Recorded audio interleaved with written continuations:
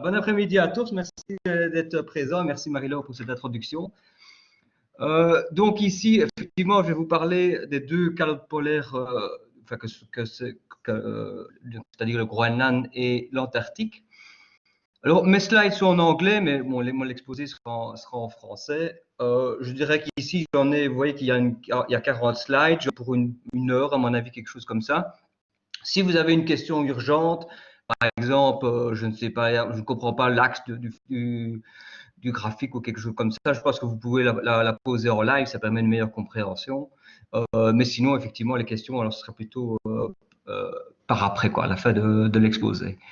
Alors ici, j'aimerais bien commencer à poser par le petit graphique là que vous voyez, un graphique tout à fait symbolique de l'état de la cryosphère. Alors, c'est quoi la cryosphère? C'est simplement la glace solide, enfin, l'eau solide sur Terre, donc les calottes polaires, les glaciers, la glace de mer, la neige sur les continents et ainsi de suite. Alors, la cryosphère, son point, je dirais, son tipping point ou point de non-retour, c'est dès qu'on dépasse de manière durable 0 degré Celsius. Évidemment, la cryosphère, si on est par exemple à moins 10 degrés et qu'on a une augmentation de 5 degrés, on restera en dessous de 0 degré et donc à ce moment-là, la cryosphère va même mieux se porter. Mais très vite, si on dépasse de manière durable ce fameux seuil de 0 degré, très vite, la cryosphère va diminuer et va même disparaître dès qu'on est à 3-4 degrés au-dessus de ce fameux seuil de 0 degré. Et donc la cryosphère, c'est peut-être quelque chose qui est le plus difficile à étudier au niveau du climat. C'est parce qu'on est très dépendant de ce seuil-là et une erreur de 1 degré dans les projections futures, par exemple, auront beaucoup d'impact sur la cryosphère, quoi. Alors que chez nous, si on nous dit qu'il va faire plus 5 degrés ou plus 6 degrés, ça ne va pas changer grand-chose. Mais par contre, au niveau de la cryosphère, ça change énormément de choses, quoi. Alors, quel est le plan de cet exposé? Je vais vous d'abord, en 3 slides, je vais vous expliquer pourquoi l'intérêt d'étudier la cryosphère. Évidemment, il y a la hausse du niveau des mers, mais vous allez voir qu'il n'y a pas que ça. Après, juste pour bien clarifier les choses, je vais bien séparer le Groenland et l'Antarctique et vous allez voir que le climat n'est pas le même sur les deux calottes polaires, les processus qui rentrent en jeu ne sont pas les mêmes. Après, je vous montrerai quel est l'état actuel des calottes polaires et comment elles se sont créées, comment elles fonctionnent, entre guillemets. Et puis alors, on focalisera sur les projections futures, évidemment, du Groenland et de l'Antarctique et on terminera par une conclusion. Alors, évidemment, pourquoi est-ce qu'on étudie la cryosphère? Évidemment, ça tout le monde le sait, c'est notamment pour la hausse du niveau des mers. Alors, si vous regardez bien sur le graphique à gauche, là en bleu, là, avec une série temporelle de 1993 à 2013, en gros, vous avez, donc ça c'est la hausse par an, en millimètres par an du niveau des mers, donc c'est ce qui est observé, pour les différents processus qui rentrent dans cette hausse du niveau des mers. Vous avez l'expansion thermique des océans qui évidemment est dominant parce que l'eau est plus chaude et donc elle prend plus de place. Pensez à une casserole une casserole d'eau que vous remplissez avec de l'eau froide pour faire des pâtes, elle va déborder si vous la remplissez jusqu'au-dessus. Dès que vous chauffez l'eau, simplement parce que la densité de l'eau va augmenter, quoi. Les glaciers continentaux diminuent et donc ils contribuent à la hausse du niveau des mers. Et évidemment, un des gros contributeurs à la hausse du niveau des mers, ce sont les deux calottes glaciaires. Alors, ce qui est important de retenir, c'est qu'effectivement, les deux calottes du Groenland et l'Antarctique sont en train de devenir les plus gros contributeurs à la hausse observée du niveau des mers. Et vous allez voir que dans le futur, c'est elles qui vont dominer le signal. Alors, ce qui est intéressant de retenir, et ça, les gens savent moins, c'est que la hausse du niveau des mers n'est pas uniforme sur Terre. Donc, vous avez à gauche, par exemple, ici, c'est la hausse observée. Alors, vous voyez qu'il y a des zones sur Terre où on a une hausse qui est beaucoup plus élevée, notamment, par exemple, les îles paradisiaques, la Nouvelle-Calédonie et ainsi de suite. Vous voyez que ce sont des îles qui sont déjà au niveau de la mer. Et c'est justement là-bas qu'on observe une hausse la plus importante, alors qu'il y a certaines zones sur Terre où on observe plutôt une diminution du niveau des mers. Alors ici, vous avez les différents contributeurs. Et donc ici, moi, je vais vous parler du Groenland et de l'Antarctique. Alors SMB, c'est pour Surface Mass Balance, c'est-à-dire le bilan de masse en surface, je vais y revenir, et la dynamique glaciaire. Et vous voyez que les contributions actuelles du Groenland, de l'Antarctique et de la glace, de la dynamique de glace, l'effet n'est pas le même partout sur Terre. Par exemple, le Groenland, vous voyez qu'autour du Groenland, la contribution du Groenland, c'est plutôt une diminution du niveau des mers et que les eaux du Groenland vont aller se placer à l'opposé, entre guillemets, du Groenland. Alors, un autre effet intéressant de l'étude de la cryosphère, il y a le niveau des mers, mais il y a aussi le fait que la cryosphère, c'est elle qui va réguler, je dirais, la hausse, enfin, je dirais, le taux de réchauffement climatique.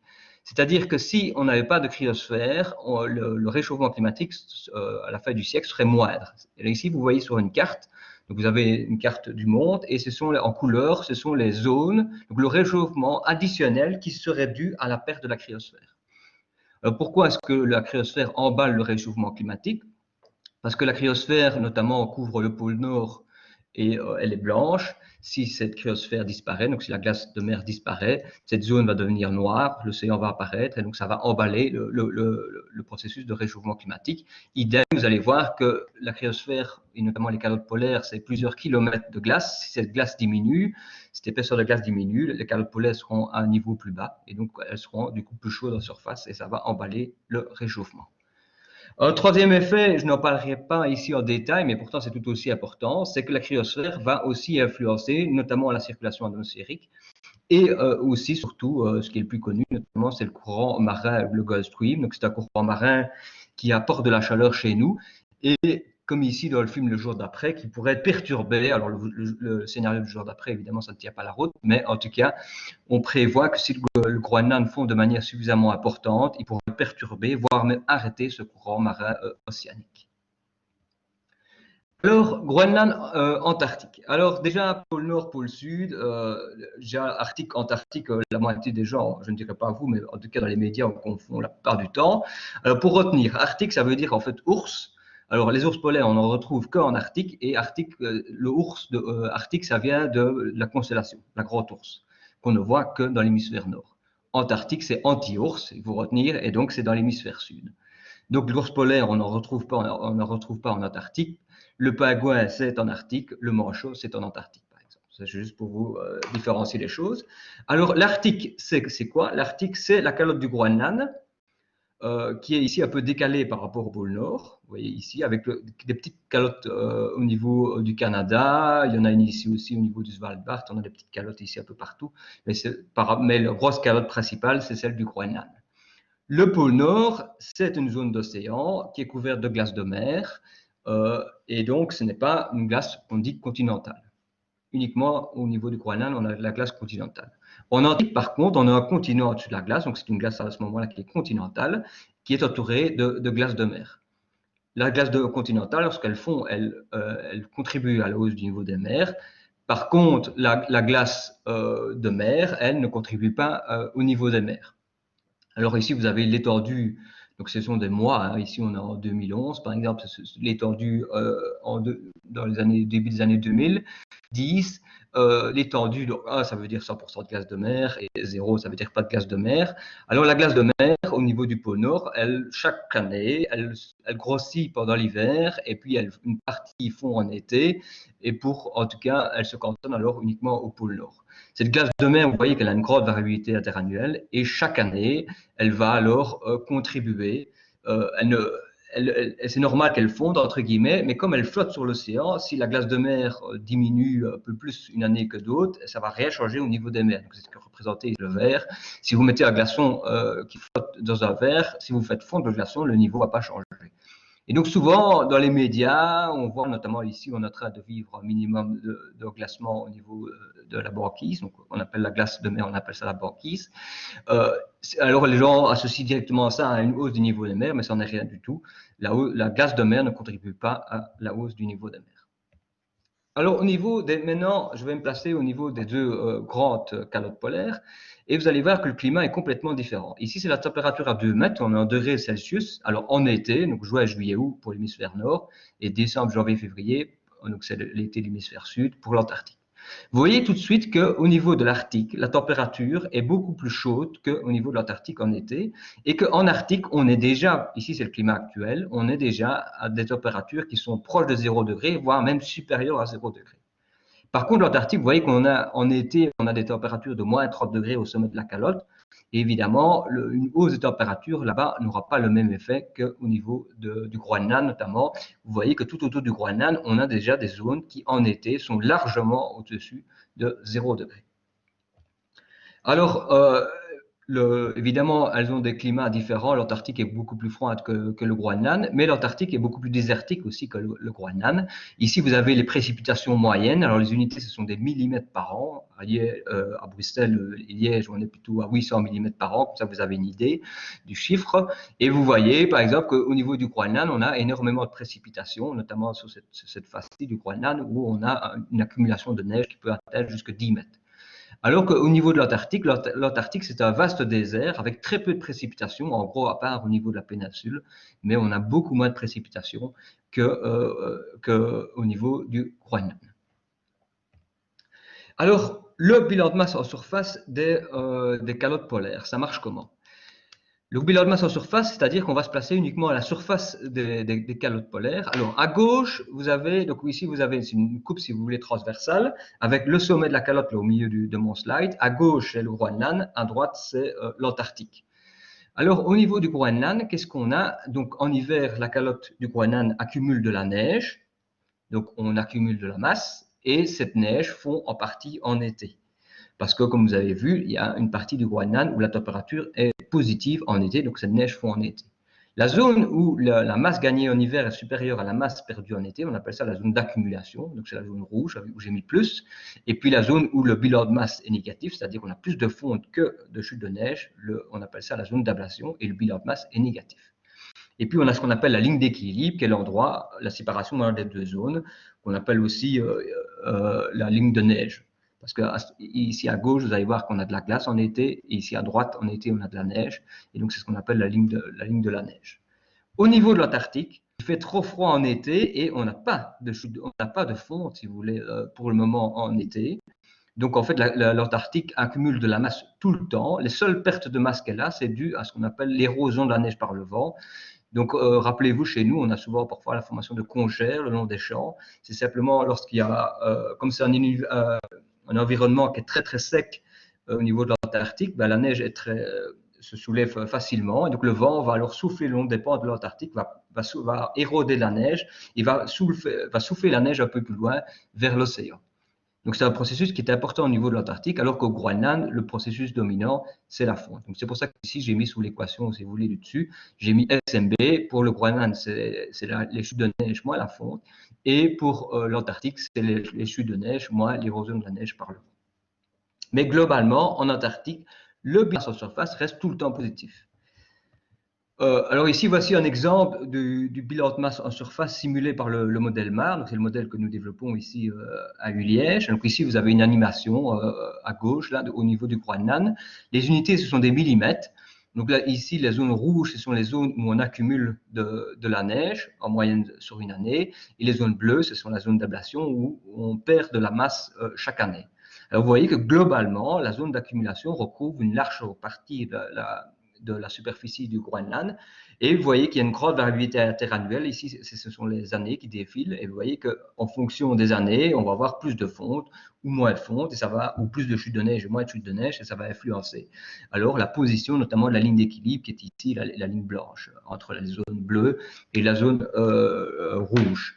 Alors, il faut savoir que dans cette zone-ci, on peut observer jusqu'à 10 mètres de neige par an.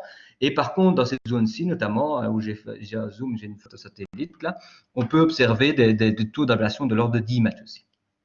Alors, vous voyez tout de suite, ici, c'est une photo prise en été. Vous avez en jaune ce que j'ai appelé tantôt la ligne d'équilibre ou la ligne de neige. En gris, c'est la zone d'ablation, donc c'est la zone où la neige, où la glace fond, enfin où la neige fond, plus que, c'est-à-dire que toute la neige qui est accumulée en hiver fond et que ça continue à fondre. Et vous voyez que cette zone, il y a des lacs qui apparaissent, qu'on appelle ça des melt ponds en anglais. Donc, ce sont des zones où on a vraiment tout des systèmes de rivières, vous allez voir. Et alors, ces zones sont de couleurs différentes. Alors, l'albédo, c'est le pouvoir réfléchissant de la surface. Dans ces zones-là, ben, ça veut dire qu'on a un albédo de l'ordre de 30 à 50%. Donc, ça veut dire que, je dirais qu'il y a 50 à 70% du rayonnement solaire qui est absorbé par la surface, qui va réchauffer la surface.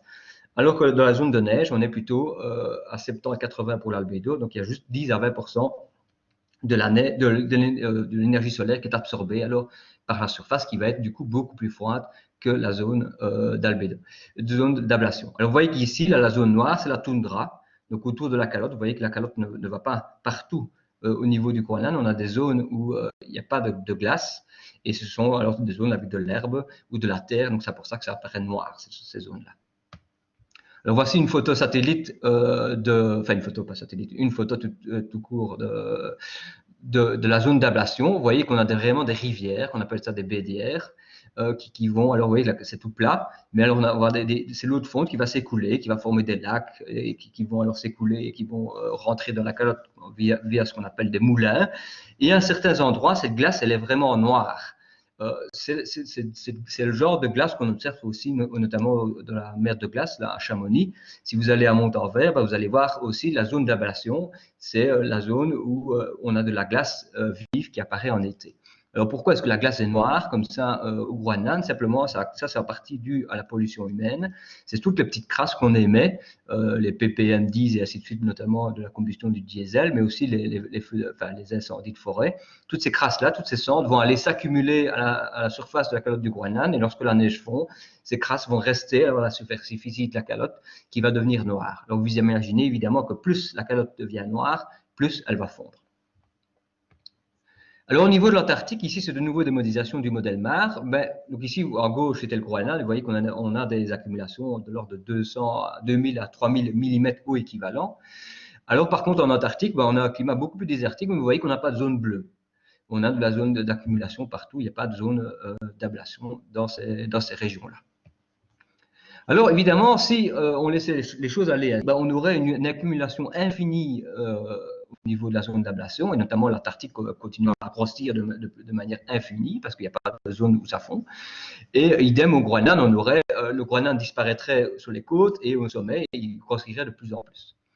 Alors l'accumulation au Groenland, il faut savoir que le bilan de masse en surface est largement positif pour le moment. Ça veut dire que globalement, la calotte gagne plus de masse en surface qu'elle n'en perd en surface, je dis bien. Donc ça veut dire que la calotte grossit de plus en plus, et à cause du fait que toute cette neige s'accumule, on a au centre de la calotte, donc si vous voulez, au centre ici des calottes, on a 3 à 4 km de glace qui se sont accumulées au fil. Alors évidemment, cette glace a un poids, et par gravité terrestre, alors cette glace va s'écouler vers les bords de la calotte. Et si vous voulez, quand la calotte est à l'équilibre, la masse supplémentaire qui est gagnée ici dans la zone d'accumulation va aller se remettre dans la zone d'ablation, ce qui va faire que la topographie de la calotte ne va pas changer. Alors actuellement, le gain de masse est tel que la calotte arrive, en tout cas certains glaciers du Groenland arrivent jusqu'à l'océan, où ils vont déverser, vous voyez comme ici sur la vidéo, ils vont déverser des grands icebergs, comme l'iceberg qui a coulé le Titanic par exemple. Donc c'est vraiment la calotte qui arrive sur l'océan. Les océans sont chauds autour du Groenland, et donc très vite les glaciers fondent et ils déchargent alors des grands icebergs au niveau de l'océan.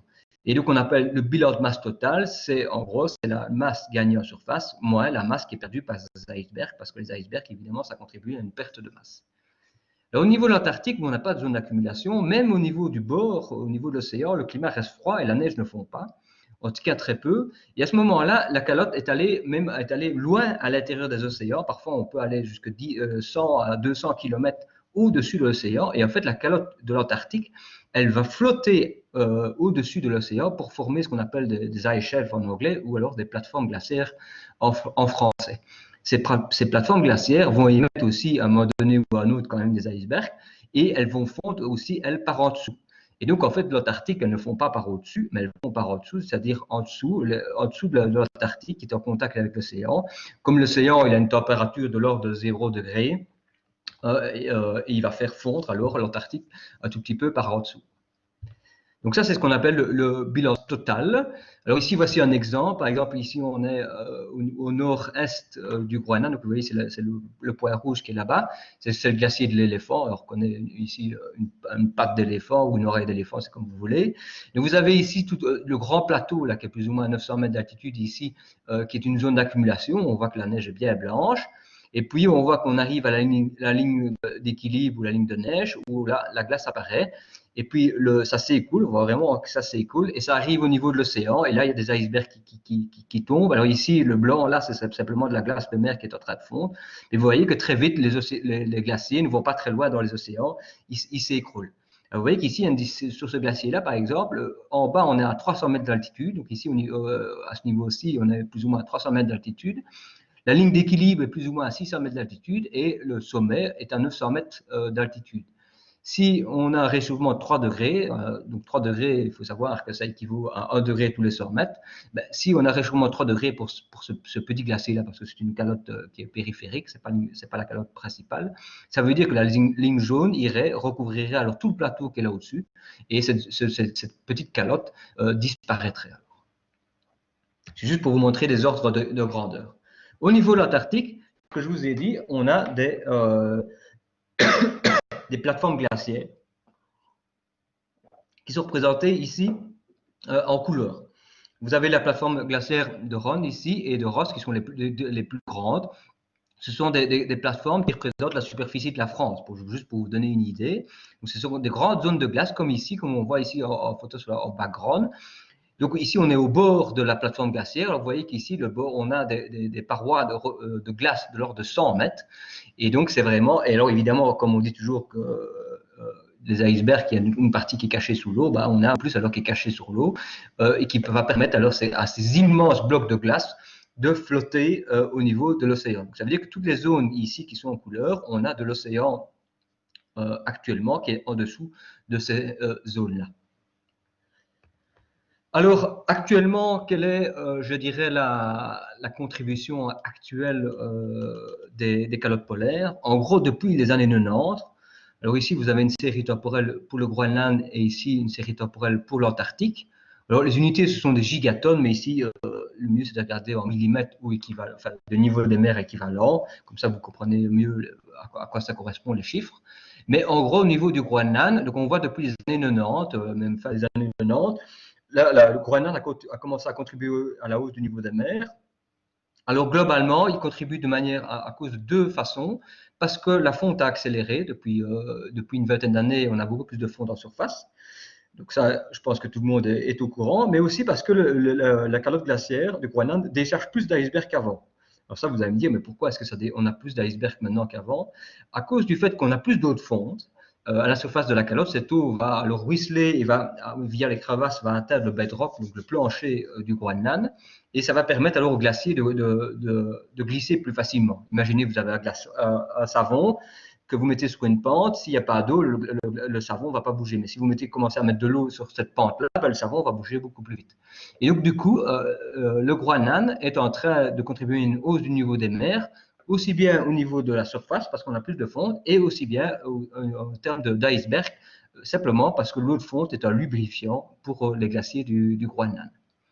Au niveau de l'Antarctique, par contre, on a aussi une hausse du niveau des mers qui est un peu moindre que celle du Groenland. Vous voyez qu'ici, on est à l'ordre de 10 à 12 mm, là, à la fin de la série temporelle, alors qu'ici, on est plutôt à 8 mm sur ce graphique-ci.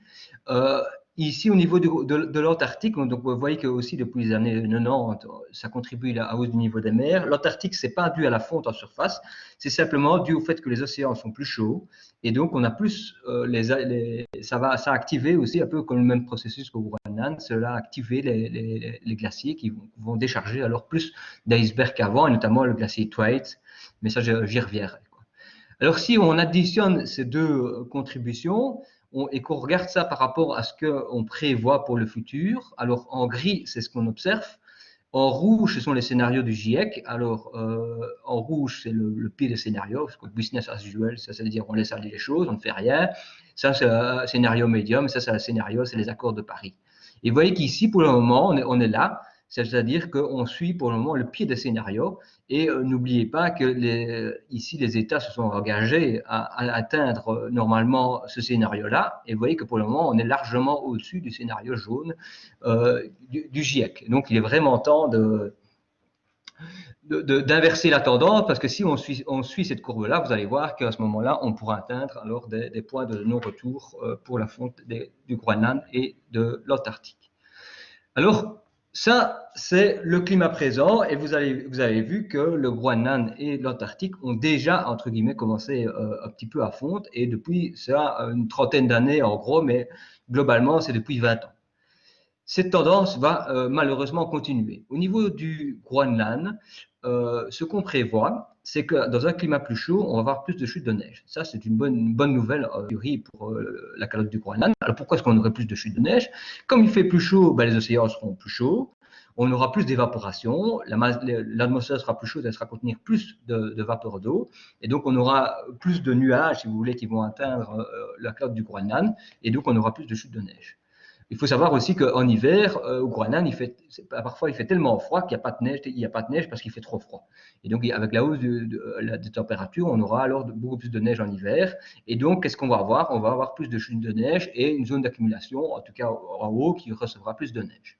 Mais en été, par contre, la fonte, donc ici c'est juste pour vous donner une idée, les chutes de neige augmentent de 5% pour 1 degré. La fonte, par contre, elle va augmenter, elle va accélérer de 25% pour 1 degré. Ça, je vais expliquer pourquoi. Ça veut dire que du coup, actuellement, on avait une balance, si vous voulez, entre les chutes de neige et la fonte. Mais comme les chutes de neige vont augmenter beaucoup moins vite que la fonte, c'est la fonte qui va l'emporter. Et donc, qu'est-ce qui va se passer? C'est que la zone d'ablation, elle va remonter, entre guillemets, la calotte. Et la zone d'accumulation va se réduire. Et donc, la ligne d'équilibre va progressivement atteindre le sommet de la calotte. Alors, si on ajoute maintenant la dynamique glaciaire, donc ici je me parlais uniquement en termes de surface, dans un climat plus chaud, alors maintenant quel va être l'impact de ça sur la dynamique glaciaire? En fait, comme les taux de fonte vont être tellement importants au niveau du bord de la calotte que la calotte n'arrivera plus bientôt, en tout cas on prévoit ça en 2050, voire même, enfin 2100 en tout cas c'est sûr, mais 2050 déjà, on prévoit que les glaciers n'arriveront plus jusqu'à l'océan, donc on n'aura plus d'iceberg, c'est une bonne nouvelle pour les Titanic. Mais par contre, donc ça c'est grâce à la dynamique glaciaire sera pas assez, la masse ici gagnée là-bas ne permettra pas de compenser la masse perdue ici. Et donc la calotte va, si vous voulez, se retirer petit à petit des côtes et tirer à l'intérieur du continent. Mais on va aussi assister à un amincissement de la calotte. Donc on prévoit que la calotte qui actuellement fait 3 km d'épaisseur, comme la zone de fonte va grappiller, la zone d'ablation va grappiller petit à petit toute la calotte, on va avoir de la fonte au sommet et donc la calotte va perdre son altitude. Donc ça, c'est les effets lorsqu'on rajoute alors la dynamique glaciaire. Alors pourquoi est-ce que la fonte va s'emballer? Alors le premier effet, qui est un effet que je pense que tout le monde connaît si vous êtes intéressé par les calottes polaires, c'est ce qu'on appelle donc en anglais c'est feedback, mais en français c'est rétroaction. C'est la rétroaction positive de l'albédo fonte. Qu'est-ce qui se passe? C'est qu'avec la température qui augmente, ben, évidemment la fonte va augmenter et vous savez quand la fonte augmente, ben, la neige devient noire, voire elle fait apparaître de la glace qui aura un albédo plus faible. Donc la neige va devenir plus noire, va absorber plus d'énergie, ce qui va faire plus de fonte et ce qui va augmenter la température et on est dans une boucle sans fin. Et donc ce processus-là, qui est très marquant au niveau notamment du pôle Nord. Le pôle Nord, pour le moment, il est couvert de glace de mer. On prévoit d'ici 2030-2040 qu'en été, le pôle Nord ne sera plus couvert de glace de mer. Donc le pôle Nord, en fait, ce sera un océan. Et dans cette zone-là, si la glace disparaît, ces zones-là pourraient d'un coup augmenter, la température pourrait augmenter de 10 à même, on prévoit même 20 degrés par rapport à maintenant, simplement parce qu'à place d'avoir des zones qui sont blanches, on aura des zones qui sont noires. Rappelez-vous, par exemple, lorsqu'il y a de la neige en Belgique, il fallait quelques jours de neige en Belgique, si vous regardez, s'il y a du soleil et que vous regardez une route noire et la neige à côté, vous êtes ébloui par la neige, simplement parce que la neige réfléchit énormément de rayonnement solaire, alors que la route qui est noire, la neige déjà va fondre beaucoup plus facilement sur la route, et elle, vous n'êtes pas ébloui par le soleil, parce que la route absorbe tout le rayonnement du soleil. Et donc ça, c'est le premier processus qui va emballer la fonte. Deuxième processus, j'en ai déjà parlé, c'est le processus, le feedback positif, donc la rétroaction positive de l'élévation fonte. Alors là, c'est le même genre de processus. La température augmente, on n'a plus de fonte. Du coup, la calotte, l'élévation de l'altitude, si vous voulez, de la calotte glaciaire va diminuer, ce qui va augmenter la température. Il faut savoir que si la calotte s'amincit de 100 mètres, elle va gagner 1 degré supplémentaire qui va faire accélérer la fonte, qui va encore emballer le processus. Et donc ça, c'est un processus de nouveau qui emballe la fonte du Groenland. Alors, ce processus reste faible lorsqu'on se place à des échelles de 100 ans. Par contre, après 2100, ce processus va devenir dominant. Et vous voyez ici, par exemple, sur la courbe de gauche, ce sont des projections futures basées sur le modèle MAR. Ici, c'est vraiment un scénario, le pire des scénarios. J'ai pris un des modèles les plus chauds. Et vous voyez que le modèle prévoit des changements de hauteur de la calotte. Ici, évidemment, on est avec sans la dynamique glaciaire, parce que le modèle ne simule pas la dynamique glaciaire, mais il prévoit des amincissements de l'ordre de 500 mètres dans certaines zones du Groenland et un petit épaississement de l'ordre de 100 mètres, si on cumule toutes les anomalies. Évidemment, à cela, il faut rajouter une dynamique glaciaire qui va redistribuer la masse gagnée à l'intérieur vers le centre, mais globalement, on prévoit quand même un amincissement de la calotte au niveau de la zone d'ablation tout autour de l'ordre de 100 à 200 mètres en 2100 si on ne fait rien. Autre processus qui va emballer la fonte, et ça, souvent les gens sont beaucoup moins au courant de ça. Alors, c'est difficile de vous illustrer ce phénomène-là, c'est la capacité de rétention de l'eau de fonte de la calotte glaciaire. La calotte glaciaire, vous avez vu que la zone d'accumulation recouvre encore, je dirais dire, 80% de la surface du Groenland. Donc, ce sont des zones où on n'a pas de glace, on a de la neige. Cette neige, lorsqu'elle fond, la neige est capable d'absorber une grosse partie de l'eau, et donc cette eau va s'accumuler dans le manteau neigeux en été, et puis en hiver, cette eau va regeler, et donc cette eau ne va jamais arriver à l'océan, donc ne va pas contribuer à la hausse du niveau des mers. On prévoit, et c'est quelque chose qu'on observe ici maintenant, parce que comme la calotte comme la fonte est en train de s'accélérer, c'est qu'on prévoit en fait que cette capacité, et pour le moment il y a 50% de l'eau de fonte qui est produite sur la calotte qui reste sur la calotte, c'est-à-dire qui regèle en hiver, cette capacité à retenir l'eau de fonte va diminuer. Ici, vous voyez, c'est par exemple deux articles dans Nature où on a fait des observations, soit basées sur des modèles, soit on est allé vraiment on est allé creuser dans le manteau neigeux. Et vous voyez qu'à ce moment-là, on a vraiment ici, ce sont des petits, si vous voulez, des petits puits d'eau de fonte qui se font à l'intérieur du manteau neigeux. Alors le problème, c'est que cette eau de fonte, lorsqu'elle s'accumule de plus en plus, la neige va commencer à gagner de densité et on va même avoir la formation de lentilles de glace, ici ice laps, ici, qui vont alors empêcher l'eau de fonte d'aller plus bas. Si vous avez un manteau neigeux et puis à un moment donné une grande plaque de glace à l'intérieur du manteau neigeux, l'eau de fonte ne va pas savoir rentrer dans le manteau neigeux. Qu'est-ce qu'elle va faire? Elle va alors s'écouler vers les océans. Et elle va donc accélérer la contribution de la hausse du niveau de la mer venant de la fonte de la calotte du Groenland. Donc je rappelle, actuellement, il y avait, en tout cas dans les années 90, 50% de l'eau de fonte produite qui était captée par le manteau neigeux du Groenland et qui restait sur le Groenland sans atteindre l'océan tout autour.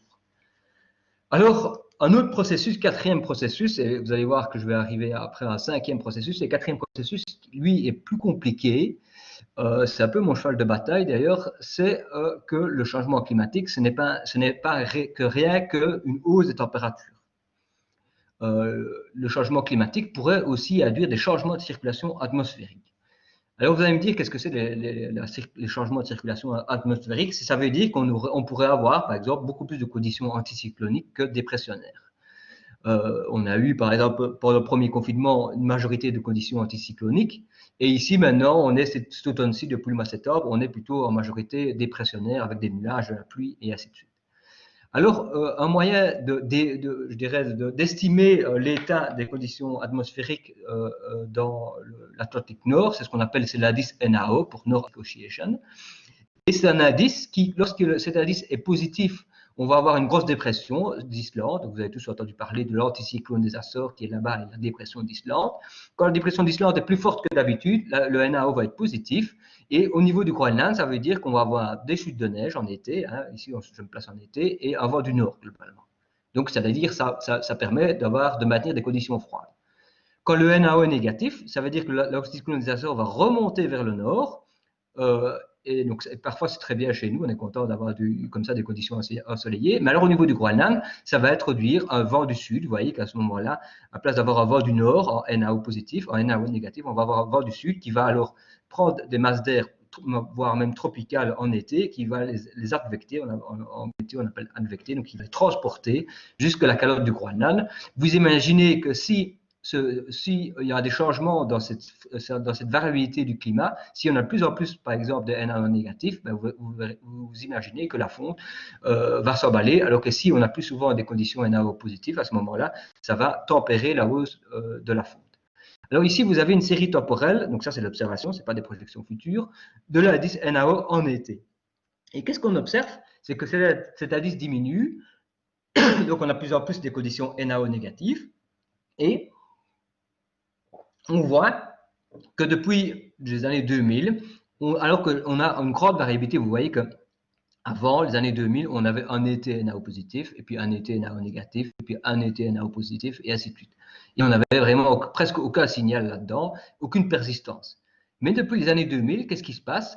C'est que, vous voyez, depuis les années 2000, en fait, là, on a beaucoup moins de NAO négatif, de positifs, on a beaucoup plus de NAO négatifs, et du coup, on a même une persistance de conditions NAO négatifs avec des étés, et l'été 2012 et l'été 2019, avec des NAO qui sont très négatif. Et donc la question qu'on se pose, est-ce que le changement climatique, en plus d'induire des changements de température, est-ce qu'il pourrait induire des changements de circulation? Donc ça veut dire que ici, si on a un NAO négatif, ça veut dire qu'on a beaucoup plus par été ce genre de conditions, et comme je vous ai expliqué, ce genre de conditions a tendance à accélérer la fonte. Alors, donc ici, voici un exemple de la hausse de température depuis les années 2000. Hein, donc ici, c'est l'anomalie de température depuis les années 2000.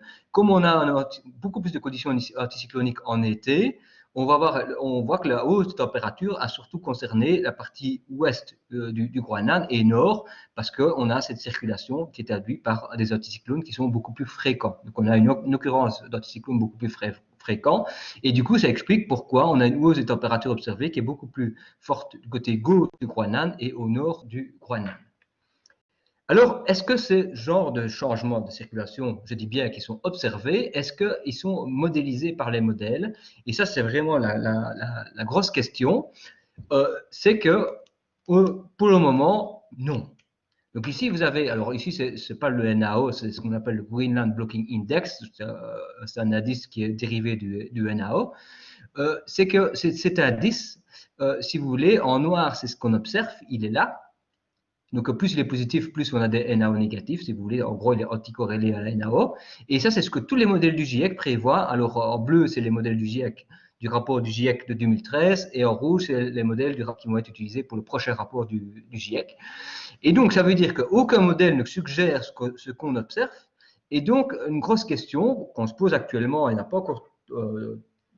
encore trouvé la réponse à ça, c'est est-ce que les changements qu'on observe actuellement sont dus au réchauffement climatique? Et à ce moment-là, ce serait un feedback positif supplémentaire qu'on ne prend pas en compte, sachant que dans les prévisions futures, on n'a pas ça.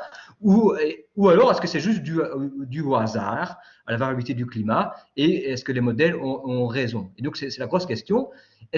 Qui a raison? Qui a la raison? Est-ce que ce sont les modèles climatiques ou c'est ce qu'on observe?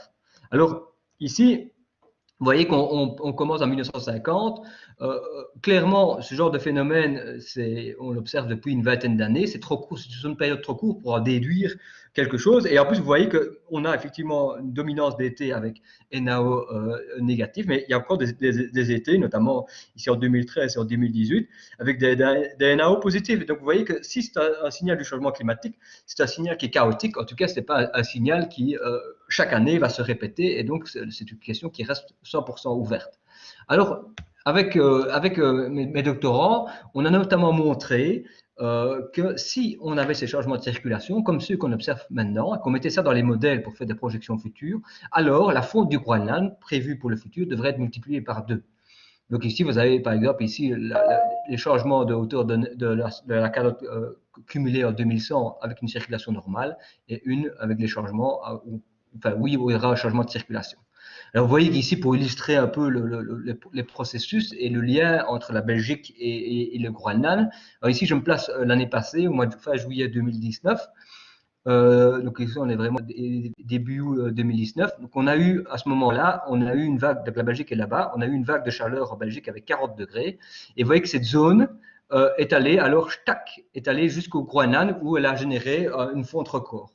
Et donc, ça montre bien que la circulation atmosphérique a un rôle énorme sur la fonte de l'Antarctique. Ce n'est pas simplement dû au changement global et le fait que la température augmente partout. Non, il y a le fait que si on a le plus souvent ce genre de phénomène de circulation, vous voyez que par exemple ici, on pourra avoir une canicule.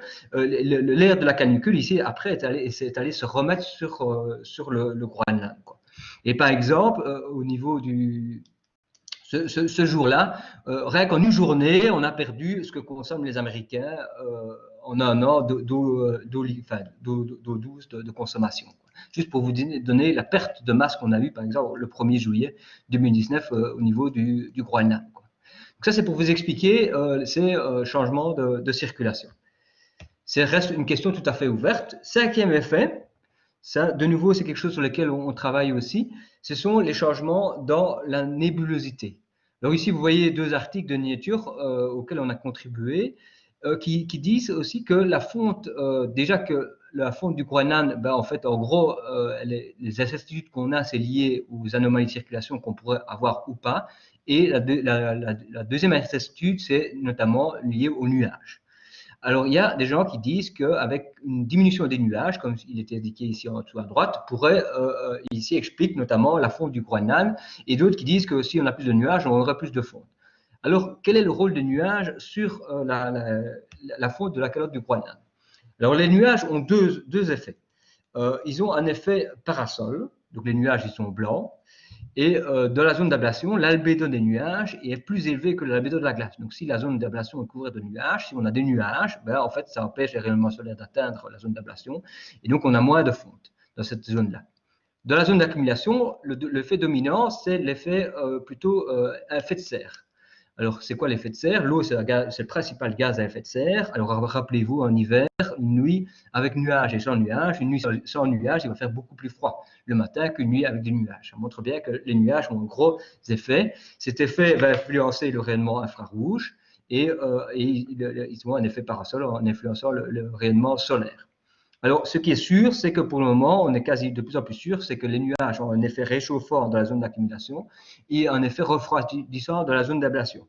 Si on a des changements de circulation, on va avoir des changements au niveau des nuages et donc ça va aussi emballer ou pas la fonte en fonction du fait qu'on ait des nuages dans certaines zones ou pas. Une grosse aussi inconnue, c'est le changement de phase des nuages. Pour le moment, on a des nuages solides, donc de neige ou de glace. Ce sont des nuages qui sont blancs. On prévoit, certains scénarios prévoient dans le futur que les nuages au niveau du Groenland viendraient des nuages d'eau liquide. À ce moment-là, les nuages sont gris et à ce moment-là, c'est l'effet réchauffant qui devient dominant. En fonction des modèles, en fonction des scénarios climatiques, on va avoir plus de nuages blancs ou plus ou moins de nuages gris. Et donc ceci, ça reste une grosse inconnue, mais il est clair que si les nuages qui étaient solides deviennent des nuages liquides, à ce moment-là, ça va emballer le réchauffement. Alors il faut savoir que des nuages liquides, on a des nuages liquides pas à 0 degré, mais on peut avoir des nuages liquides jusqu'à moins 30 degrés. Et donc, ce n'est pas dû nécessairement au fait que l'atmosphère deviendrait au-dessus de 0 degré. Il est clair qu'un nuage dit solide, lui, il vient un nuage d'eau à partir du moment où 0 degré, mais les nuages ont des altitudes suffisamment élevées pour qu'on reste en dessous de 0 degré, même dans le cas d'un réchauffement climatique. Mais par contre, il est probable qu'on ait des changements de phase du fait que de différents processus qui impacteraient, si vous voulez, la formation des nuages. Alors, quelques projections futures maintenant. Alors, donc ici, je vais, comme ça, vous voyez un peu où j'y vais. Donc, je vais arrêter, quand j'arrêterai au niveau du Groenland, quand je passerai à l'Antarctique, on fera une petite pause de 10 minutes, comme ça vous permet aussi de souffler. Ça permet à tout le monde de souffler. Alors ici, quelques projections futures au niveau du Groenland, faites donc ici par Uliège. Alors en bleu, c'est les précédentes simulations qu'on a faites, qui ont conduit à SLR, c'est pour Sea Level Rise, à un niveau des mers de plus ou moins 11 cm. Donc ça, c'était la contribution du Groenland, et c'est les chiffres qu'on a donnés alors au rapport du GIEC. Et pour le prochain rapport du GIEC, par contre, on s'oriente plutôt, vous voyez que pour des mêmes scénarios climatiques, ici on est dans le scénario climatique business as usual, c'est-à-dire qu'on ne fait rien, on aurait plutôt une hausse du niveau des mers de l'ordre de 15 cm, voire de 25 cm, et ici c'est uniquement la contribution de la fonte en surface. Alors, les unités, ce sont des gigatonnes, mais il faut savoir que 360 gigatonnes, c'est 1 mm de niveau des mers équivalent. Comme ça vous donne une idée.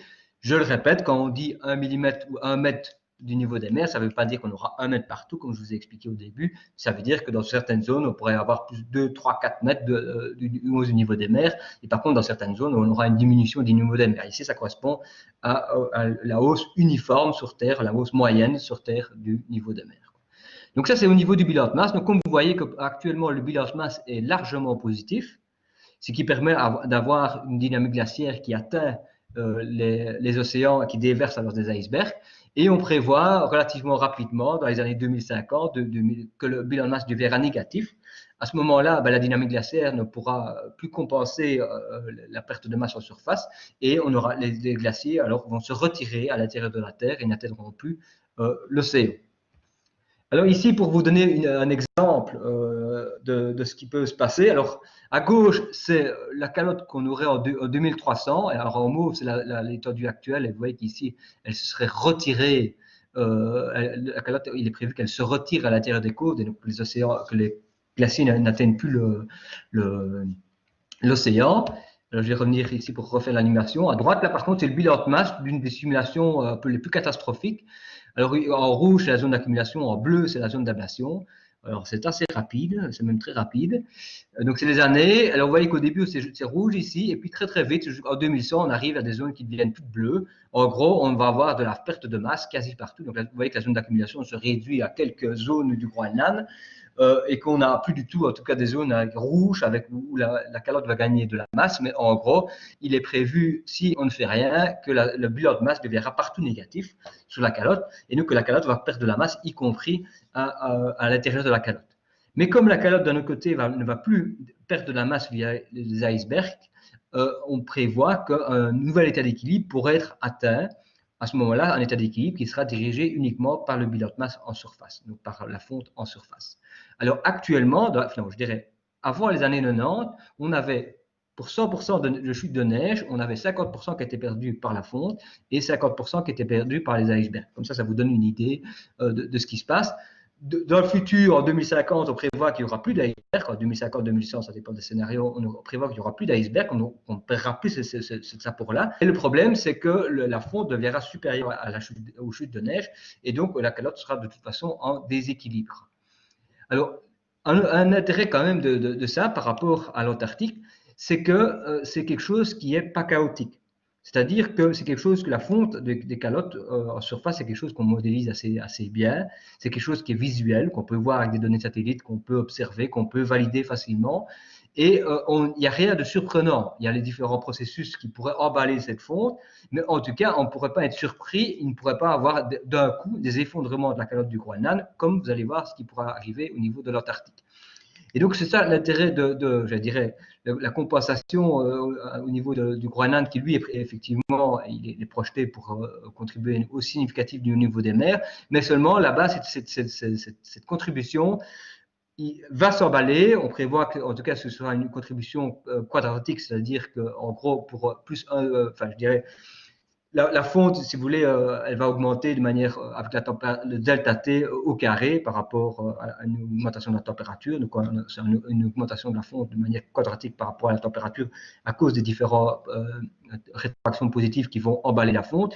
Mais ce sont des processus connus et ce n'est pas surprenant. Pour atteindre un point de non-retour, qu'est-ce qu'il faudrait? Alors, ici, c'est tout à fait symbolique. Et alors tout d'abord, la photo en background, c'est une petite calotte au niveau de la terre Joseph en Arctique russe. C'est pris cet été-ci, on a battu tout des records. Alors c'est tout petit ici, on parle d'une calotte qui fait 10 km, hein, c'est l'ordre de 10 km ici.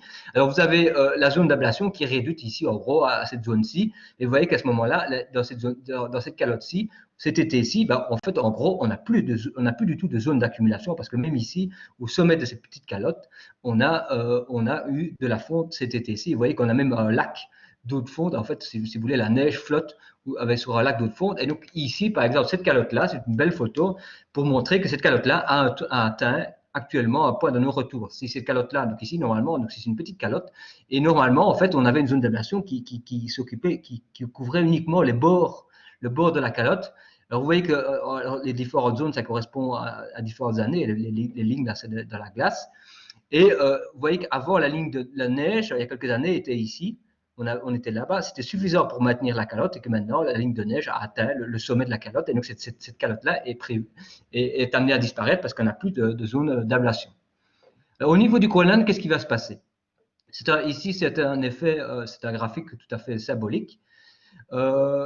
c'est la ligne d'équilibre. Donc ILA, pour Equilibrium Line Altitude. Actuellement, elle est à 1500 mètres dans les années 2000. On prévoit, que je vous ai montré, que cette ligne d'équilibre pourra atteindre 3000 mètres, c'est-à-dire le sommet de la calotte à la fin du siècle, si on ne fait rien.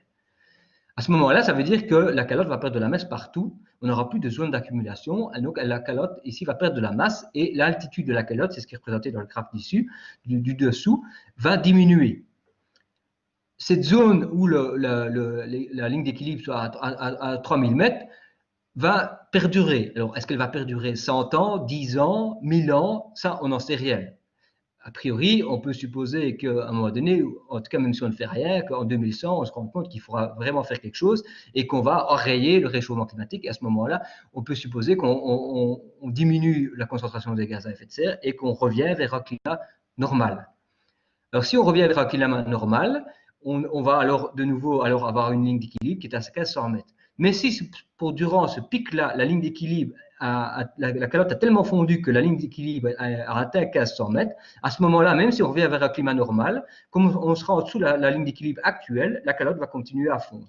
Et ça, c'est ce qu'on appelle un point de non-retour, c'est-à-dire que c'est quoi un point de non-retour? C'est un état, si vous voulez, d'une calotte polaire qui est atteint, comme ici, la petite calotte ici en Terre Joseph, là, cet été ici. C'est un point de la calotte qui est atteint que si même on revient vers un climat, le climat actuel, ou le climat en tout cas pré-industriel, la calotte aura tellement fondu que ça ne permettra pas à la calotte de regrandir.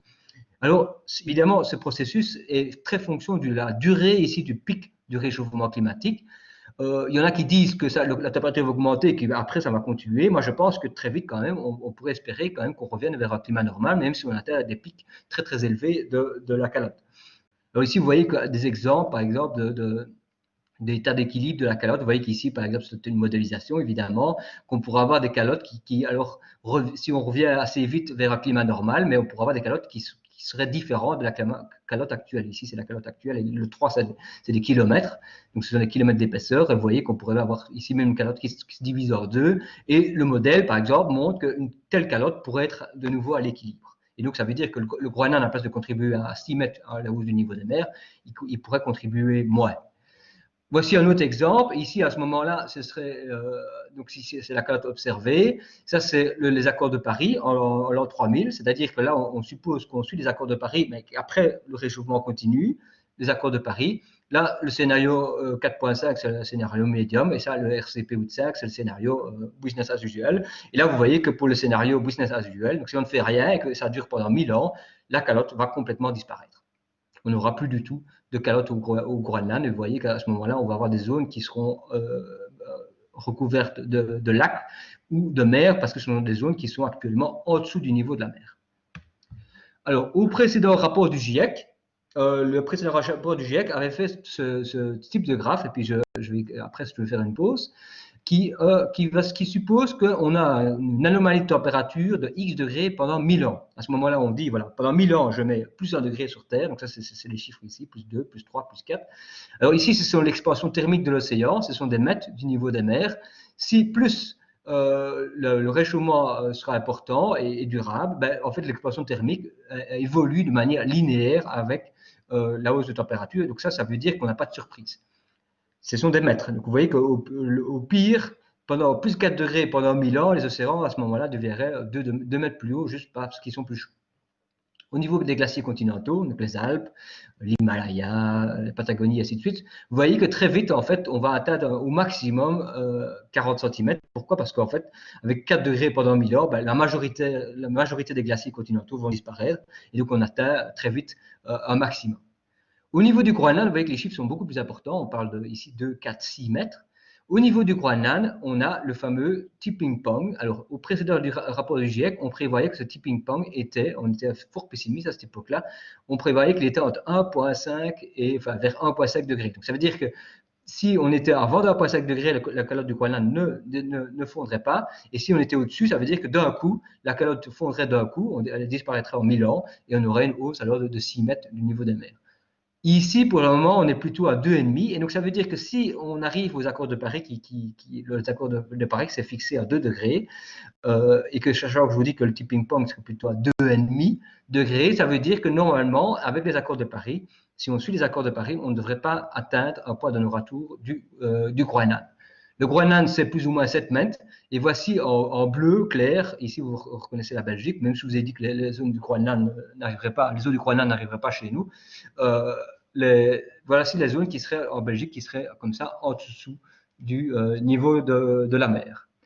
Voilà, donc ici, je vous ai parlé jusque maintenant du Groenland. Vous avez bien compris que le Groenland, c'est mon dada. Ici, l'Antarctique, je travaille aussi un peu sur l'Antarctique, mais c'est plus la spécialité notamment de Frank Patain, que je vais d'ailleurs citer quelques fois ici dans l'exposé, Frank Patain de l'ULB. Alors, au niveau de l'Antarctique, au niveau du bilan de masse en surface, donc SMB en anglais, globalement, ben, c'est positif le réchauffement climatique pour l'Antarctique.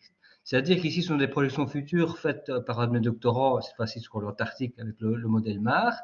Alors, à gauche, c'est une anomalie d'SMB pour la glace continentale.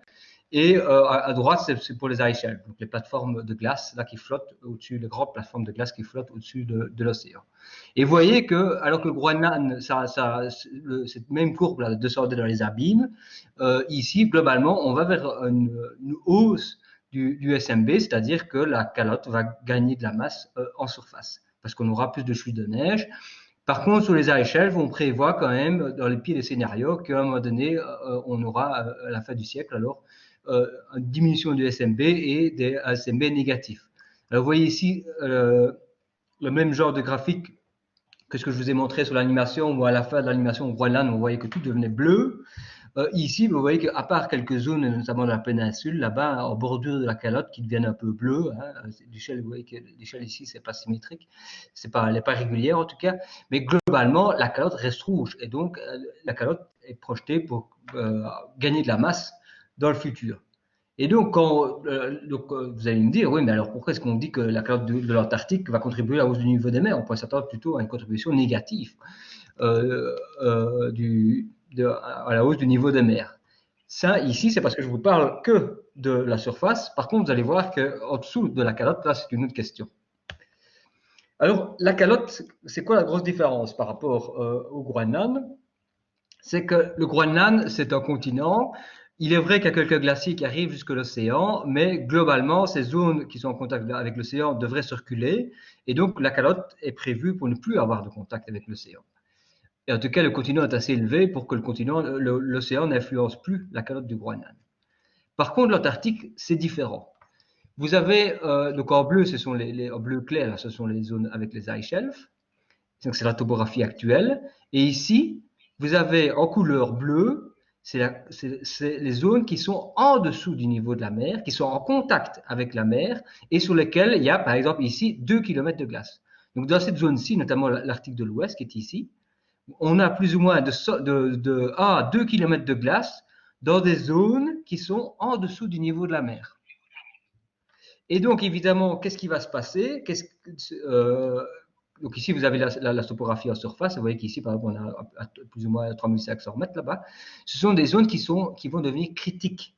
Pourquoi? Parce que je vous ai déjà parlé un petit peu, mais en gros, qu'est-ce qu'on observe et qu'est-ce qu'on prévoit? C'est que l'eau de mer va s'infiltrer en dessous de la calotte de l'Antarctique. Et donc, ce sont des zones pour lesquelles on a des kilomètres de glace en dessous avec de l'eau de mer qui se réchauffe. Et donc, imaginez les instabilités qu'on pourra avoir dans ce cas-là. Et donc, c'est ça la particularité de l'Antarctique.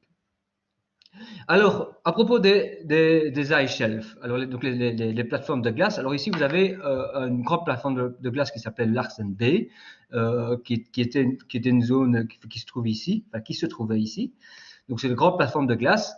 À cause de la fonte en surface, vous voyez qu'ici, on voit que ces ice shelves, ils font, vous voyez, on a comme au Groenland des lacs et des zones bleues claires qui correspondent à de la fonte.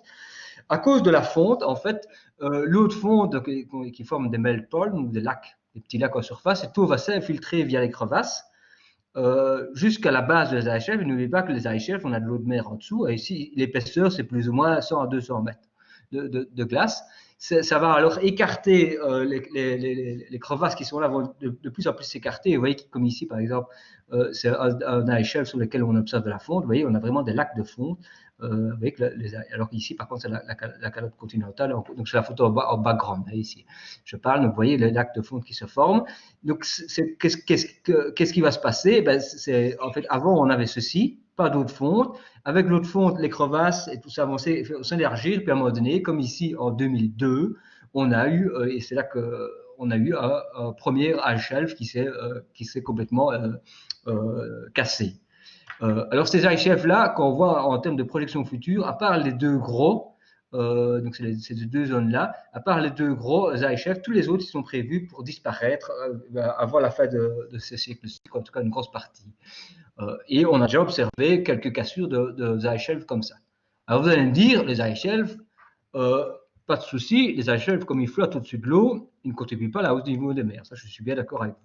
Mais seulement, vous allez voir que les ice shelves, ils ont un rôle qu'on appelle de buttressing en anglais, ou je dirais d'effet bouchon en français. C'est-à-dire que ces ice shelves qui se mettent dans des sortes d'arcs-boutants, qui forment des arcs-boutants un peu comme les arcs-boutants des cathédrales, ils maintiennent la dynamique glaciaire. Si vous voulez, on a plein de glace qui s'est accumulée, plein de neige qui s'est accumulée un peu plus haut sur la calotte glaciaire, et cette glace va venir s'appuyer sur les ice shelves qui forment des immenses arcs-boutants qui vont empêcher cette glace d'atteindre l'océan et qui vont bloquer la dynamique glaciaire. Alors ce qui se passe, c'est qu'on prévoit que si les icebergs, enfin les ice shelves se cassent, du coup, d'un coup, la dynamique glaciaire pourra accélérer. Alors ça, c'est le petit graphique qui est ici. Donc vous avez ici à gauche, c'est un glacier stable avec un ice shelf. Alors, donc l'ice shelf, c'est une grande superficie de glace qui peut atteindre ici, on peut atteindre 100 à 200 km. En épaisseur, on est à 100 à 200 mètres d'épaisseur. Et si vous voulez, la masse qui est ici est suffisante pour compenser la masse qui pousse de l'autre côté. Et donc, la masse qui est là, ici, qui est dans la pente de la calotte, ne sait pas descendre parce qu'elle est empêchée. La masse qui est ici l'empêche de descendre. Avec la hausse des températures, ben, qu'est-ce qu'il va avoir? C'est qu'il va avoir des cassures, on appelle ça de l'hydrofracturing. Il va avoir des cassures de l'ice shelf, il va y avoir des crevasses qui vont se faire, et puis l'ice shelf va progressivement se casser. Qu'on va avoir d'un coup l'ice shelf, et ça c'est un effet, c'est un processus qui est très très rapide et chaotique, c'est-à-dire du jour au lendemain, on avait un ice shelf et le lendemain il n'est plus là. Il s'est complètement détruit d'un coup. Alors, qu'est-ce qui va se passer? Ça veut dire que du coup, toute la masse qui était ici, qui était calée par la échelle, va alors s'écouler beaucoup plus rapidement et on va avoir la formation alors d'icebergs qui ne vont plus être des icebergs venant de l'ice shelf, mais qui vont être des icebergs venant des glaciers qui sont plus hauts de la calotte. Alors, du coup, évidemment, si la dynamique glaciaire accélère, la surface va diminuer et on aura beaucoup plus de masses qui vont entrer dans l'océan. Alors évidemment, ce processus-là va contribuer à une hausse du niveau de la mer. Alors ce processus-là, ce genre d'instabilité, c'est le dada de mon collègue Franck Patin de l'ULB. Alors le premier processus qui lui a donné, d'ailleurs, c'est lui-même qui a donné des noms à ces processus-là. Il y a le processus MISI pour Marine Ice Sheet Instability. Donc, qu'est-ce que c'est le premier processus? C'est ce que je vous ai expliqué, c'est-à-dire qu'on a un ice shelf qui a un rôle de buttressing, donc de bouchon par rapport au flux de glace. Si l'ice shelf vient à disparaître, le flux de glace, plus l'ice shelf disparaît, plus le flux de glace, lui, va accélérer parce qu'il aura moins de masse de l'autre côté pour l'empêcher. En même temps, on va avoir de la fonte qui va être plus grosse, plus importante en bas de l'ice shelf et à la frontière de la calotte qu'on appelle la grounding line, c'est la zone où la calotte, j'étais trop vite, où la calotte est en contact avec le continent. Et vous voyez que la calotte ici est en contact avec le continent largement au-dessous du niveau de la mer. Hein, le niveau de la mer est en bleu ici. Et donc, qu'est-ce qui va se passer? C'est que le flux de glace, comme on n'aura plus d'ice shelf, il va s'accélérer, donc on va avoir plus de masses qui vont arriver dans l'océan et en même temps on va avoir la ligne d'ancrage ou coiling line en anglais qui va se retirer et évidemment comme on a une pente descendante, pourquoi? Parce que comme la masse de la glace ici est tellement importante, c'est que le socle rocheux s'est enfoncé dans la terre et donc évidemment l'eau de fonte, l'eau de mer qui est chaude ici, elle va continuer à avancer à l'intérieur des terres. Pourquoi? Parce que la pente diminue. Et donc vous voyez tout de suite que ce processus-là, c'est un processus d'emballement et qui va arriver d'un jour au lendemain, au jour où un ice shelf disparaît. Et donc, c'est un processus qui est hautement instable et donc qui est très difficile à représenter, mais alors qui pourrait contribuer à des hausses significatives de la hausse du niveau des mers, sachant qu'en Antarctique, on a des kilomètres de glace qui flottent, si vous voulez, entre guillemets, donc, qui pourraient flotter, si vous voulez, au-dessus de la mer. Pour le moment, donc ici, si je reviens à ma carte ici, pour le moment, on n'a pas de, même si ces zones sont en dessous du niveau de la mer, ces zones ne sont pas en contact avec l'eau de mer. Pourquoi? Parce qu'on a de la glace, comme c'est comme ici. La glace, ici, donc la Conning Line, ici, empêche l'eau de mer d'aller plus loin. Mais comme ici, l'eau de mer va progressivement grappiller de plus en plus le fond, le bas de la calotte, et comme ici, le flux va s'accélérer, ben, on va avoir la flèche noire va aller dans un sens, la flèche rouge va aller dans l'autre sens, et d'un coup, on va avoir cette masse qui pourrait à un moment donné flotter au-dessus de l'eau chaude, si vous voulez. Alors, le deuxième effet, c'est le Marine Ice Cliff Instability. C'est le même processus. Donc, on a aussi un ice shelf qui se casse. À ce moment-là, ici, la grosse différence, c'est qu'on pourrait avoir des murailles de glace, vraiment d'un coup des murailles de glace qui pourraient se former. Et dans certaines zones, comme on a plusieurs kilomètres, même ici, vous voyez qu'on pourrait avoir 1 kilomètre de glace.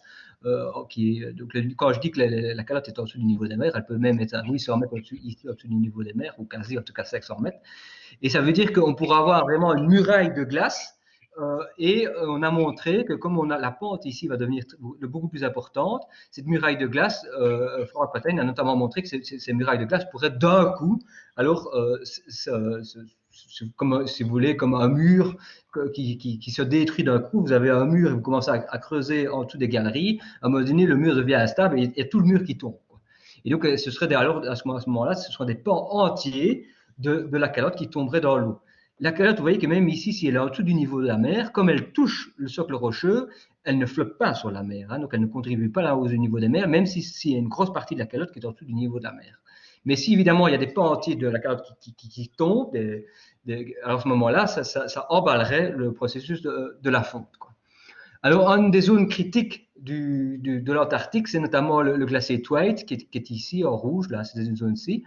Et vous voyez qu'ici, on a c'est la zone du glacier Thwaites. Voilà un peu le bout du glacier pour le moment. Pour le moment, ce glacier est protégé, entre guillemets, par une plateforme glaciaire, mais qui est une plateforme glaciaire qui est en train de se détruire petit à petit. Donc, c'est un des points rouges, je dirais, qui sont les plus je dirais, observés au niveau de l'Antarctique. C'est que s'il y a des changements abrupts qui se passent, ce sera d'abord dans cette région-là. Et donc, c'est pour ça que pour le moment, il y a beaucoup de gens qui étudient cette région-là. Et on a tellement peur de ce qui se passe, qui pourrait se passer dans cette zone-là. Il faut savoir, par exemple, que si ce glacier s'écroule, il faudrait que ce glacier Thwaites, donc c'est un petit glacier, enfin un gros glacier, mais c'est un des glaciers de l'Antarctique, il pourrait contribuer à une hausse du niveau des mers de 50 cm. À tel point qu'il y a des gens qui font la geoengineering. Geoengineering, c'est quoi? C'est-à-dire c'est faire de l'ingénierie pour empêcher artificiellement le réchauffement climatique. Donc il peut y avoir de mettre des barrages ou mettre des îles avec des gros blocs de béton pour empêcher les glaciers d'avancer. Vous voyez qu'il y a des gens même qui font, c'est un article dans Nature, donc il y a des gens qui réfléchissent à empêcher ce genre de phénomènes instables comme ceux décrits ici, Mizzi et Mickey par Frank Patten. Alors ici, vous voyez à gauche des projections futures de hausse du niveau des mers de l'Antarctique avec différents modèles. Alors ici, c'est la hausse du niveau des mers, le A, là, c'est en 2100, le A, c'est 1 mètre. Ici, c'est en 2300, on parle là de 10 mètres. 10 mètres, ça fait 20 mètres chez nous quasi. Hein. Enfin, ça veut dire que, en gros, rappelez-vous, les eaux de l'Antarctique, elles arrivent chez nous. Et ici, ce sont les séries temporelles de 2000 à 2300. Alors ça, c'est pour différents modèles. Et vous voyez que si dans les modèles là qui sont beaucoup plus hauts, ce sont des modèles qui sont, je dirais, des modèles qui sont plus aboutis, dans lesquels on a mis des processus nouveaux. Donc, vous voyez par exemple le modèle ici E19 qui est là, et puis le même modèle, mais dans lequel on met le processus Mickey, donc le processus ici. Enfin, une représentation de ce processus-là. Vous voyez qu'à ce moment-là, le niveau des mers, à place d'être de l'ordre de 20 cm, ici de l'ordre de 20 cm en 2100, on approche le 1 mètre. Et ici, on est à 10 mètres, et alors que il n'y a pas ici en 2100, mais en tout cas ici en 2300, il n'y a pas, mais en tout cas en 2100, on a ces différents modèles. Et donc, ce sont des processus qui sont encore très mal connus. en tout cas très mal paramétrisés dans les modèles, qu'on commence, on a mis en évidence ces modèles-là parce qu'on observe des changements au niveau notamment du glacier Twilight. Il y a clairement des processus qui sont difficiles à modéliser et des processus qui, en fonction du modèle qu'on va utiliser, on va avoir une réponse complètement différente. Donc, vous voyez qu'ici, par exemple, en 2300, ben, il y a des modèles qui montent très, très vite. Et pour le même scénario climatique, des modèles qui font des hausses de niveau des mers en 2300 de moins de 1 mètre, alors que ce sont le même scénario climatique. Et ici, vous voyez qu'on a un facteur 10 entre certains modèles, suivant que ces modèles sont complexes et qui prennent en compte ou pas ce genre de phénomènes, qui sont des phénomènes chaotiques. Je dis bien, ce sont des phénomènes chaotiques par rapport au Groenland, où c'est un processus continu. Ici, si un ice shelf, donc une plateforme glaciaire, se casse, d'un coup, on pourra avoir des pans entiers de l'Antarctique alors qui se déverseraient dans l'océan, et ça en une dizaine d'années. Et donc, ce n'est pas des choses qu'on peut prévoir à l'avance et qu'on peut anticiper comme le Groenland. C'est quelque chose qui est très chaotique, qu'on a très peu observé et auquel il faut vraiment faire attention. Alors ici, ce sont des hausses du niveau des mers du dernier rapport du GIEC en 2019, le SROC. Avec ici, vous voyez on sera à 40 cm pour RCP26, donc pour les accords de Paris. Et le scénario rouge, ici, on prévoit plus ou moins 1 mètre. Ça, c'était en 2019. En 2020, pour le prochain rapport du GIEC, les pires scénarios, on prévoit plutôt 2 mètres. Mais il y a une grosse inconnue, c'est au niveau de l'Antarctique. Je vais y revenir tout de suite. Et donc, vous voyez qu'ici, par exemple, en 2050, ce sera la hausse du niveau des mers, et ici, en 2100. Et vous voyez que sur Terre, si on met tous les processus, pas que les régions polaires, pas que les calottes polaires, il y a des zones où la hausse du niveau des mers sera plus forte que d'autres. Et donc, vous voyez que, par exemple, au niveau de New York, Manhattan, New York, la hausse du niveau des mers serait plus forte, beaucoup plus importante là-bas, par exemple, qu'ici en Amérique du Sud. Donc, c'est pour bien montrer que la hausse du niveau des mers, c'est rien d'être uniforme. Et au niveau de l'Europe, on montre qu'en fait, de la mer du Nord, on aurait une hausse un peu plus importante, par exemple, que la Méditerranée. Alors, conclusion. C'est que, donc ici, vous avez, je dirais, la contribution de l'Antarctique et du Groenland à la hausse du niveau des mers. Donc, vous voyez qu'ici, la zone, je dirais, qui est en déséquilibre potentiel, c'est l'Antarctique de l'Ouest. Et elle va contribuer à une hausse du niveau des mers de l'ordre de 1 mètre dans cette zone-ci plutôt, donc dans l'hémisphère nord. Le Groenland, il va plutôt contribuer à une hausse du niveau des mers dans l'hémisphère sud, ou alors à l'opposé, en tout cas, du Groenland. Alors pourquoi est-ce qu'on a ce genre de choses? Parce que lorsque les continents ici perdent de la masse, ces continents vont se relever, ils vont remonter, comme on observe d'ailleurs en Scandinavie, qui était couverte de glace il y a 10 000 ans. Ce sont les continents vont remonter, ils vont changer la gravité terrestre, et comme ces continents seront plus hauts, ben, ils vont influencer la gravité terrestre, ils vont augmenter localement la gravité terrestre, et du coup l'eau va devoir se mettre de l'autre côté de la Terre pour compenser ces changements de gravité terrestre. Donc c'est pour ça que la hausse du niveau des mers n'est pas uniforme, surtout la hausse qui vient des calottes polaires. Alors au niveau du Groenland, les changements vont être dominés par la fonte en surface. Un point de non-retour pourrait être atteint clairement si on dépasse 3 degrés, mais tout dépend le nombre de temps que ce 3 degrés va rester. Il est clair qu'en 2060, si on ne fait rien, on va dépasser ce 3 degrés-là. On aura atteint un point de non-retour, mais dans l'hypothèse que le climat va rester 1000 ans dans cet état-là.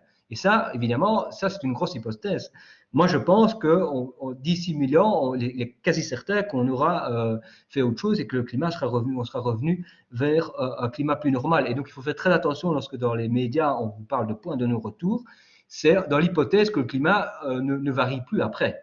Or, il est probable que si la hausse des concentrations de gaz à effet de serre rediminue vers les valeurs pré-industrielles, à ce moment-là, on reviendra vers un climat plus froid. Et du coup, l'hypothèse que le réchauffement climatique de 3 degrés durerait 1000 ans ne sera plus là. Et donc, le point de non-retour du Groenland ne pourrait pas être atteint. Au niveau de l'Antarctique, au niveau de la surface, il est clair qu'on va avoir plus de chutes de neige. Donc, ça veut dire qu'on aura une surface qui sera plus lourde, entre guillemets. Mais évidemment, donc on va gagner de la masse en surface, mais on va avoir des gros problèmes au niveau des calottes marines. Donc des calottes qui sont en contact avec la mer, et des calottes donc, qui sont en dessous du niveau de la mer sur le continent et qui préfondent par en dessous. Alors il faut se rappeler que le niveau des mers n'est pas uniforme, que actuellement, notamment l'Arctique, ça fond beaucoup plus vite que ce qui est prévu. Pourquoi notamment changements de circulation. Donc, il reste quand même beaucoup d'inconnus dans le futur. Et il est clair que les chiffres du GIEC sont des chiffres tout à fait conservatifs. Et que ce sont des chiffres, c'est-à-dire on dit, ben voilà, tout le monde est d'accord pour ces chiffres-là, mais qu'il pourra y avoir des hausses qui seraient beaucoup plus importantes s'il y a des nouveaux processus qui rentrent en compte et qui ne sont pas pris en compte maintenant. Et la plus grosse incertitude en termes du niveau des mers, c'est l'article du paragraphe du dessus, ce sont les calottes marines. Donc c'est l'Antarctique. L'Antarctique, à tel point qu'il y a donc si vous voulez, qu'il y a des articles qui discutent de l'incertitude sur l'Antarctique, c'est-à-dire que l'incertitude, souvent, on dit la hausse de température, c'est 5 degrés, plus ou moins 1 degré. Et le plus ou moins 1 degré, c'est 1 degré en plus et 1 degré en moins. Mais au niveau de l'Antarctique, c'est, je dirais, ici, on pourrait voir les 30 à 40 cm, plus 2 mètres et moins 20 cm. C'est plus du tout, on n'a pas du tout un écartement qui est le même à gauche ou à droite de la courbe. Donc à tel point que maintenant il y a des gens qui font des articles sur la distribution statistique, si vous voulez, de l'incertitude. Et alors la grosse question, parce qu'on est en contact, évidemment, moi je suis en contact notamment avec des gens qui s'inquiètent de la hausse du niveau des mers et des digues. Est-ce qu'il faut prendre en compte les chiffres du GIEC? Est-ce qu'il faut prendre en compte les incertitudes de l'Antarctique notamment? Et donc, c'est vraiment des grosses questions, parce qu'évidemment, si on a une hausse du niveau de mer de 50 cm et que l'Antarctique reste stable, à ce moment-là, il n'y a pas de souci. Mais si d'un coup, l'Antarctique se déverse sur l'océan, qu'en quelques dizaines d'années, on a une hausse de plusieurs mètres, qui arrive, j'exagère, hein, mais alors cette hausse, évidemment, reste non probable, parce que on est au début de la science, et donc les gens se posent la question, est-ce qu'il faut tenir compte ou pas de ce genre de scénario catastrophique? Alors, dans le rapport du GIEC, ils en parlent de ce genre de scénario catastrophique. Dans les médias, peu, et en tout cas, c'est clair que ça reste hypothétique. On n'est pas encore sûr, parce que tous les modèles ne confirment pas ce genre de choses, mais ça reste des choses qui sont potentiel. Et à ce moment-là, un petit ping-pong de l'Antarctique, ce serait quand on aurait atteint une telle instabilité, c'est-à-dire quand on aurait une calotte marine qui serait en instabilité, soit MISI, soit Mickey, hein, donc c'est les deux trucs de Franck Pataigne, et à ce moment-là, ça s'emballerait complètement. Évidemment, ce sont des processus qui sont pas, c'est difficile d'associer un seuil de température. Pourquoi? Parce que c'est surtout fonction notamment de la fonte en bas des océans. Donc c'est quelque chose qui est difficilement observable. Alors maintenant, notamment au-dessus du glacier Thwaites, on envoie des robots pour aller voir ce qui se passe en dessous de la calotte, pour voir comment l'eau de fonte creuse la calotte et ainsi de suite. C'est quelque chose de relativement récent. Il y a encore beaucoup d'incertitudes, mais il faut savoir que ça peut exister et qu'éventuellement, il faudra en tenir compte.